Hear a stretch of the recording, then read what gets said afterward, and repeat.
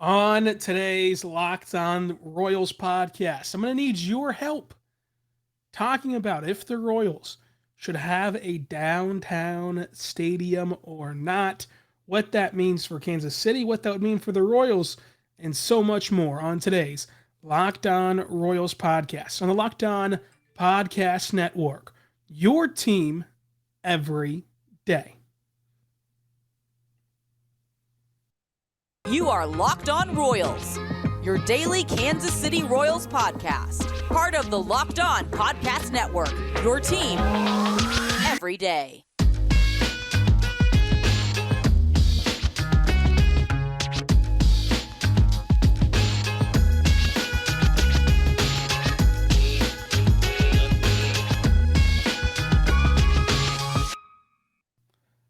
Let's get it going on the Locked On Royals podcast on the Locked On Podcast Network. Your teams every day. I'm your host, Rylan Stiles. You can follow me on Twitter at Rylan_Stiles. Follow the show on Twitter at Locked On Royals. Email the show, lockedonroyals@gmail.com. Thank you so much for making Locked On Royals your first listen every single morning, every single day. We're here for you talking Royals baseball. For your next listen, check out the Locked On Sports Today podcast going behind the scenes and beyond the box score over at the Locked On Sports Today podcast. They have everything that you need from around the world of sports, and so much is happening right now. You've got the NFL, NBA, NHL all in full swing. The hot stove of Major League Baseball is heating up. You've got college football entering the playoffs and awards season, plus transfer portal season in the NCAA. That's a lot of excitement and hoopla as well. They have everything you need over there at Locked On Sports Today. With that being said, of course, check out Locked On Chiefs. Locked On Chiefs has you covered for this wild Chiefs ride. Will they ever get past the Cincinnati Bengals? Who knows? Check it out at Locked On Chiefs on the breakdown of that game and so much more. On today's Locked On Royals, I want to talk about the downtown stadium. So to lay out the week for you, today we're going to talk about the downtown stadium and kind of, I need your input. This is going to be a very communal podcast. I need your opinions in the comment section on YouTube. I need your thoughts on Twitter of how you personally feel about the downtown ballpark, because I don't think that there's a true right or wrong answer. Like, I think that every opinion, every feeling on this subject is a valid one. So that's why I need a lot of your help and input on this specific topic, like every topic. And then tomorrow we're going to talk about the winter meetings getting started and what the Royals might do at at kind of the biggest point of the off season, right? I mean, this is the congregating period. This is where moving and shaking and mixing and matching, this is where that all happens. So we'll talk about that on Tuesday. On Wednesday, we will preview what free agents are going to sign where and with who, and if the Royals are going to be able to get in on any of these free agents. On Thursday, let's take a look back at former Royal players, kind of what their value is at this point, what the value was whenever they were traded, and kind of have a retroactive podcast, if you will. And then Friday, by that time, hopefully the Royals will have made some moves. But if not, let's talk about where this team is at as currently constructed, and if that's a good enough answer, like if that is an answer that we are willing to live with for the course of this 2023 season. So a lot to get to today and the rest of the week. So subscribe to Locked On Royals wherever you get your podcasts from, including on YouTube. So the downtown ballpark, let's start there. So first of all, the situation has been discussed for, gosh, it feels like forever, but let's just say for the better part of 3 years now, to make it as concise as possible. 3 years now. And this offseason has been the first time it's felt like it's had real traction.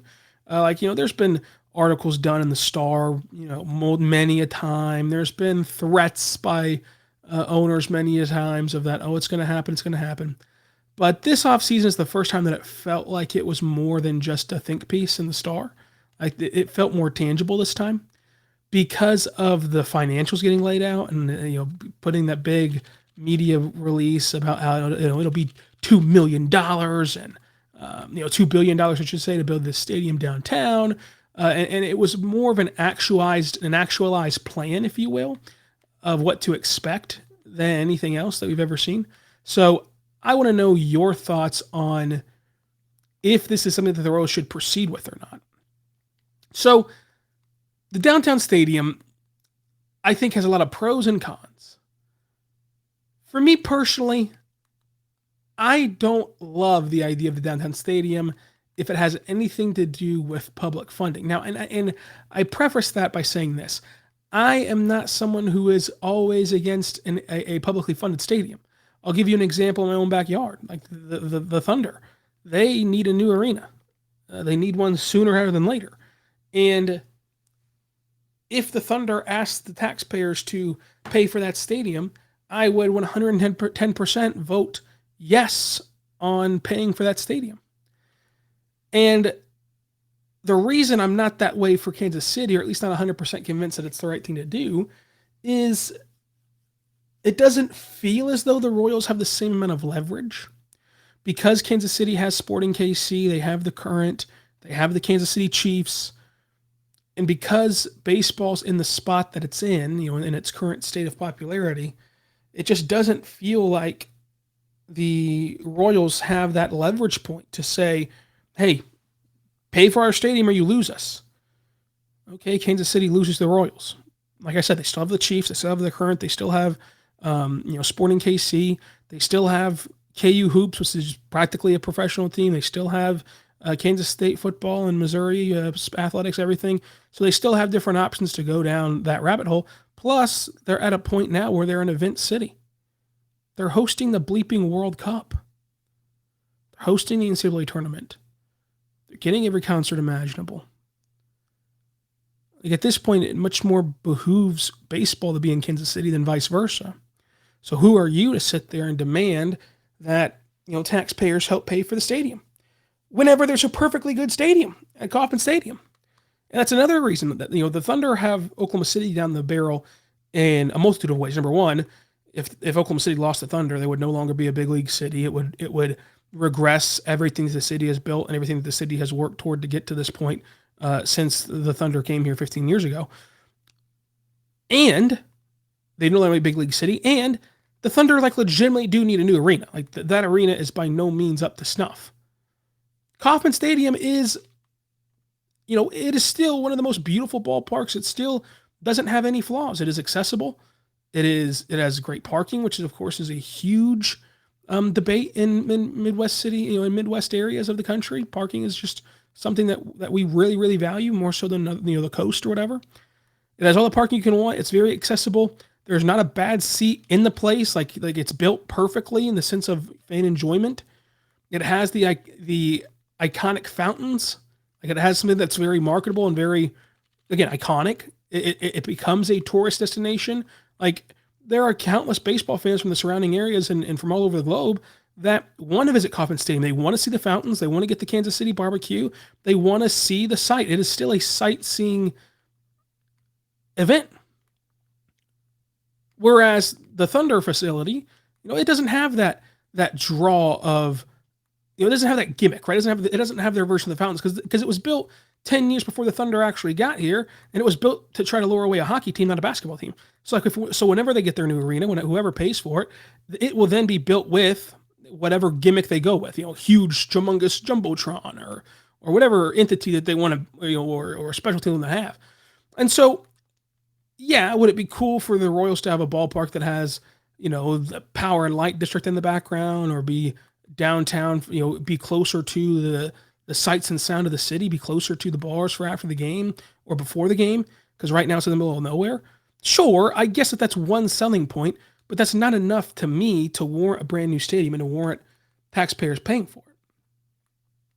But that's where I think that you all come in. Because I don't think that there should be one voice on this subject or one thought process. I think that we all can provide very unique and very different experiences in what we value. There's going to be people listening to this podcast right now that think I'm an idiot, right? And that think, no, I'd gladly have us fully fund the stadium. I think that it's deserved. I think that the Royals need it. And there's some people that think that I'm right and that the public should not fund the stadium. And that's where I say there's no wrong answers, in the sense of, I think that there's room for each way of thinking. So let's talk about that other side of the coin after this. But first, I want to tell you right now, my good friends over at BetOnline, folks. BetOnline has you covered this year with more props, odds, and lines than ever before. You can bet on really anything, which is the fun part of going to BetOnline. Let me show you. So you go to betonline.net. You type that in your web browser.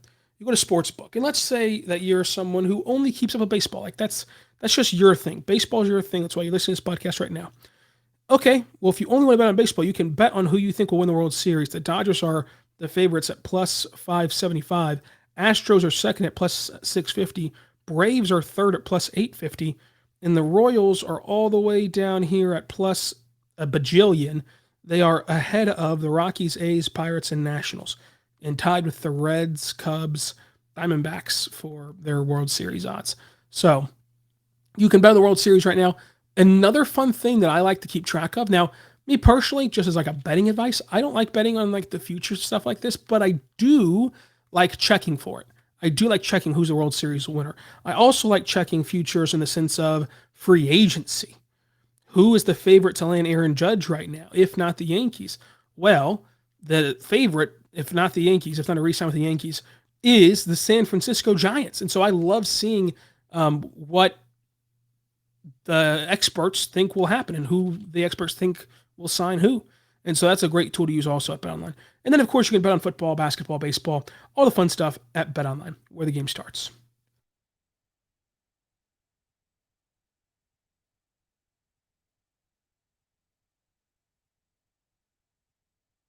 We are back on the Locked On Thunder podcast and the Locked On Royals podcast on the Locked On Podcast Network, your teams every day, talking about your Kansas City Royals. And in this episode, we're talking about the stadium situation.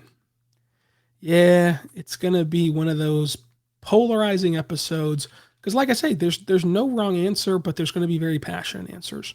And so I would ask that we keep this discourse very respectful, because I'm admitting on the front end that I'm not 100% right and I'm also not 100% wrong, and we can be respectful whenever we disagree because there's very valid arguments on both ends.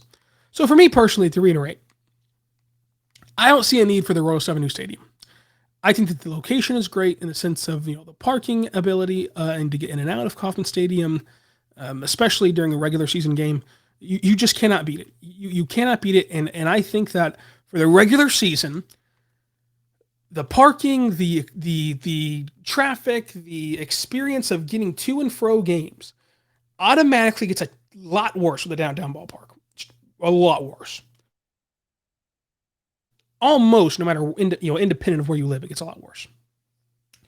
So that's one plus. I think that another plus is that that Kauffman Stadium is still an attraction, is still a really, really good ballpark, and is still a ballpark that has not lost its luster by any stretch of the imagination. And then also, my other point is, if you think that the taxpayer should fund the stadium, I think that you're incredibly wrong, because you don't have the leverage anymore if you're the Royals. The Royals are no longer the thing that's holding together this big league city idea for Kansas City. They're hosting the NFL draft. They're hosting the World Cup. They have the Chiefs. They have the Current. They have Sporting. They have all these other options. They have the facilities to host, NCAA tournament games. They have the facilities to host an NHL team in the future if they want one, and if the NHL wants to continue to expand. Like, you no longer have them over the barrel if you're the Royals. But let's look at it from a perspective of, what if you're someone who thinks that the Royals do need a new ballpark? Well, the benefits to downtown stadium. Number one, with the downtown stadium, you're going to spend $2 billion, and so that automatically will net you an all-star game again, just like the renovations to Kauffman Stadium did. If you invest $2 billion in a stadium, eventually, a year after, 2 years, 3 years, 4 years, 5 years after you build the thing, you will be awarded an all-star game. No ifs, ands, or buts about it. You'll be awarded an all-star game. And with that, of course, comes the home run derby, comes the futures game, comes everything. So you do get one of baseball's only events on the calendar if you do build one. But that's one, which Kauffman Stadium also had, back in 2012.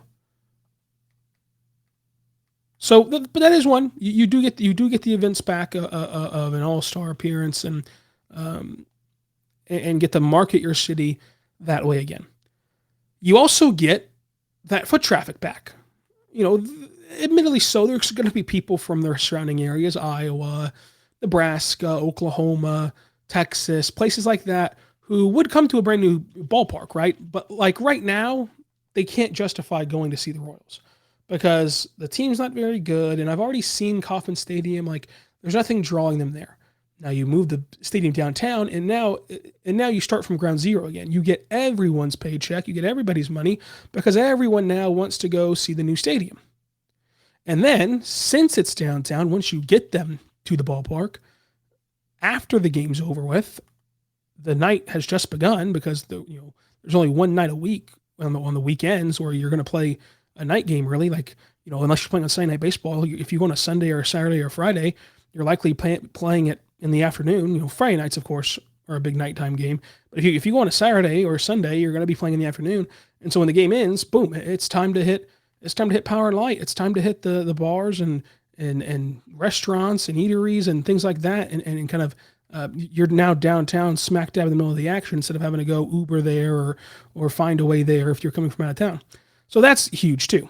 And that applies for some Kansas Cityans and Missourians, where, they're not the biggest sport fans. They've already seen Kauffman Stadium and the team's not very good, so why go?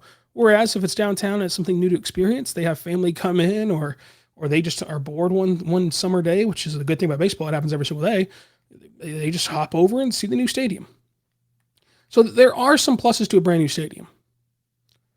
And, I think it would be cool for, Power and Light or wherever they put this thing to be shown in the background of the television broadcast and really help you market your city. Whereas, again, the narrative, right or wrong, is that Kansas City is a flyover place, which it isn't. Kansas City is a destination. Kansas City is a destination in every sense of the word. It's a destination for living. It's a destination for travel. It's a destination for history. It's a destination for, just everything you want to do. It's a destination for living and moving there, everything. And so you can't curb that narrative right now at Kauffman Stadium, because the aerial shots of your stadium and what people see in the background of games is a deserted highway. So that kind of reinforces bad ideas. Whereas if every single time somebody watched the Royals play, which even though the Royals don't get on national TV a ton, right, they do play every other team now. Every other team from now on will play Kansas City at least once a season, and you'll get to host almost every single team in Kansas City. And so those fans are watching at home now, and they'll get to see in a new downtown stadium, they'll get to see how surprising that the Kansas City downtown area can be for folks who, aren't keeping up with the Midwest, or aren't keeping up with Kansas City. I think that it would really shock them to see how great the nightlife is in Kansas City. So you're now getting to put that on full display each and every night, at least 41 times a year, 81 times a year, I should say, on your television broadcast. That's huge. And that can't be discounted to help curb some of those narratives of, what Kansas City's downtown is, because it's incredible. It is truly mesmerizing. But past that, I just don't see very many positives to this. It's not going to help the team win. The only thing in terms of on the field that it could do,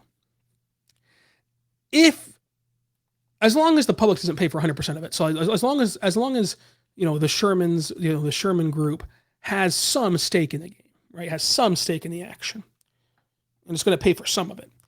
You're not going to spend $1 billion. Let's say that they pay for $1 billion and the taxpayers pay for another $1 billion, which I don't think it would be that extreme. Obviously, I think that the taxpayers pay for a couple million, not a couple billion. But let's just say that the ownership group puts in a little over $1 billion. I just can't see how they can justify putting over $1 billion in a stadium and then letting the team suck. So maybe that encourages them to go spend money and put a good team on the field. David Sampson, who hosts his own show, Nothing Personal, and also hosts a segment with Dan Le Batard, talks about this. Right? He talks about the Marlins and the pressure they felt to the pressure they felt to win whenever they opened up that huge stadium in Miami. Didn't work out, but it still put pressure on them to win, which I don't think that the Royals, to this point, have had. I want to tell you right now about our good friends over at SimpliSafe. At Locked On Royals, we believe you should be where you and your family feel safe, especially over the holidays. This season, give yourself and your family the gift of peace and protection with the #1 rated home security system. That's SimpliSafe. And right now, SimpliSafe is offering Locked On Royals listeners 40% off of a new security system. But do not put this off. And it is going to truly give you peace of mind, because in an emergency, they have 24/7 professional monitoring. Agents use this incredible Fast Protect technology from SimpliSafe to help you and to get critical evidence in a variety of threat levels that can just be nixed by SimpliSafe. SimpliSafe.com/LockedOnMLB today. That's SimpliSafe.com/LockedOnMLB today. There's no safe like SimpliSafe. Do not miss your chance to save big on my favorite security system. Get 40% off of any new systems at SimpliSafe.com/LockedOnMLB. That's SimpliSafe.com/LockedOnMLB. So check that out today at SimpliSafe.com/LockedOnMLB.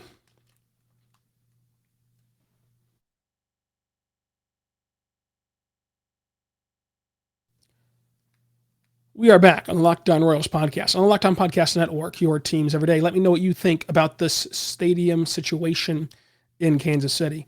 And my final point here is that the only thing I can see this impacting on the field, again, is just heightening the pressure to win games come the stadium being opened. That's kind of where I'm at. And how long that pressure lasts, who knows? But to me, the stadium should not be a pressing issue. It's not as though the case falling apart. It's a very, very good stadium. It's in very good shape all the way around. And it's not as though that the Royals have leverage like the A's do or something to force you to pay for a stadium or else they're going to leave. That's not the leverage point that the Royals have. And I just think that the Royals should, as corny as this sounds and as old school as this sounds, they should worry about putting a good team on the field, and then let's worry about the stadium. There's not been a good team on the field since 2016. That is a long ways away. That is a long ways away now. That is quite literally, you've already fired your GM from that run. You've already fired your GM. You're already 2 managers removed now from that run. And besides Salvador Perez, you have no remnants or semblance of that team on this roster. And, Mondesi had a bat in the World Series, so I guess that doesn't count, but I guess that still counts. But nonetheless, that is a long ways away. You haven't been consistent besides losing 100 games. That's been very consistent. So build a winner. Build a competent team. Not even a winner. Build a competent baseball club. And then we'll start talking about, what to do with the stadium, that it has nothing wrong with it. That's just kind of how I feel. Let me know how you feel. At Locked On Royals on Twitter, in the comment section down below on YouTube, and anywhere else you can reach us. Until tomorrow, be good, and be good to one another.